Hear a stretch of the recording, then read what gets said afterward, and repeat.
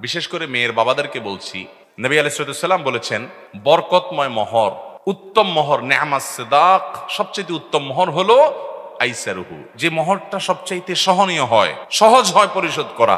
দেখেন, ধরলেন 10 লাখ টাকা, 10 পয়সা আপনার মেয়ে পাইলো না, এ দানায় পানায় করে চিটের করে লাভটা কি বলেন? তার চাইতে এমন যৌক্তিক মোহর ধরেন যেটা আপনার মেয়ে পাবে এবং ছেলের জন্য আদায় করা কি হবে? সহজ হবে।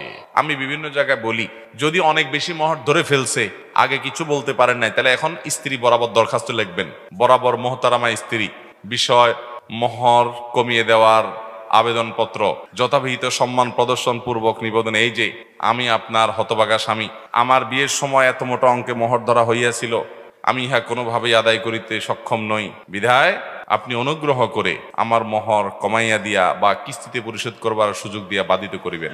ভাইরা বলেছি, এটা একেবারে এইভাবে দরখাস্ত কোনো কথা নাই, শুধু বোঝার জন্য বললাম। কিন্তু বউয়ের কাছে নরম হয়ে যারা ফেসে গেছেন আগে ভাগে, তারা এখন ফুসলায়া ফাসলায়া উদ্ধার হওয়ার চেষ্টা করেন। আর যারা এখনো বিয়ে শাদী করেন না, যুবক পোলাপান, সাবধান হয়ে যান।